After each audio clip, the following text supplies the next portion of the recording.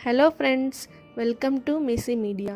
ఈరోజు మనం ఎనఫ్ అనే ఇంగ్లీష్ పదం యొక్క తెలుగు అర్థము, దానిని లాంగ్ సెంటెన్స్లో ఎలా యూస్ చేయాలి, షార్ట్ సెంటెన్స్లో ఎలా యూస్ చేయాలి, నెగిటివ్ సెంటెన్స్లో ఎలా యూస్ చేయాలి అనే దాని గురించి తెలుసుకుందాం.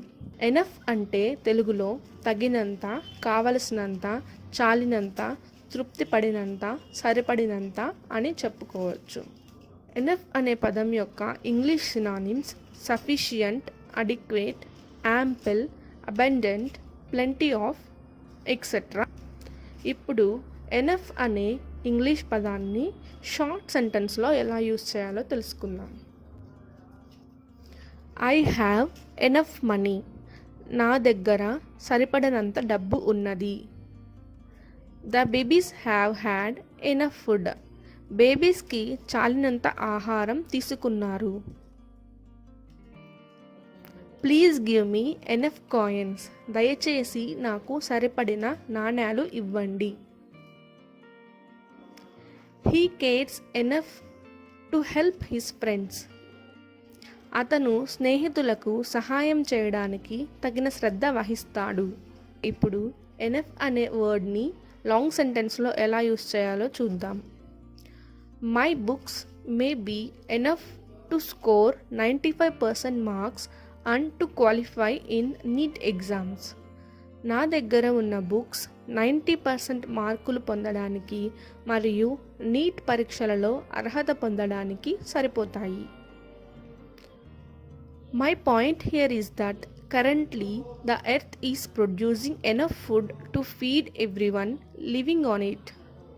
ప్రస్తుతం భూమి దానిపై నివసించే ప్రతి ఒక్కరికి ఆహారం ఇవ్వడానికి కావలసినంత ఆహారాన్ని ఉత్పత్తి చేస్తుందని నా ఉద్దేశం.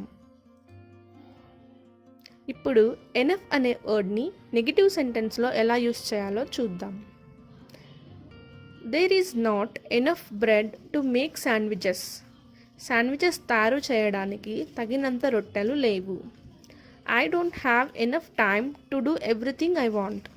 నేను అనుకున్నవి అన్నీ చేయడానికి నాకు తగినంత సమయం లేదు. There is not enough wind to fly a kite. గాలిపటం ఎగరడానికి సరిపడ గాలి లేదు. ఇప్పుడు ఎనఫ్ అనే వర్డ్ని సెంటెన్స్ ఎండింగ్లో ఎలా యూస్ చేయాలో చూద్దాం. I will get some more chairs as they are not enough. I am going to bring more clothes because I don't have enough. ఇప్పుడు ఎనఫ్ అనే వర్డ్ని క్వశ్చన్ ఎండింగ్లో ఎలా యూస్ చేయాలో చూద్దాం. Did you eat enough? Are you comfortable enough? Okay friends, ఈరోజు మీకు ఈ video నచ్చిందని ఆశిస్తున్నాను. మరిన్ని వీడియోస్ కోసం ప్లీజ్ సబ్స్క్రైబ్ మిస్సీ మీడియా. సరికొత్త నోటిఫికేషన్ కోసం కిందున్న గంట మోగించండి.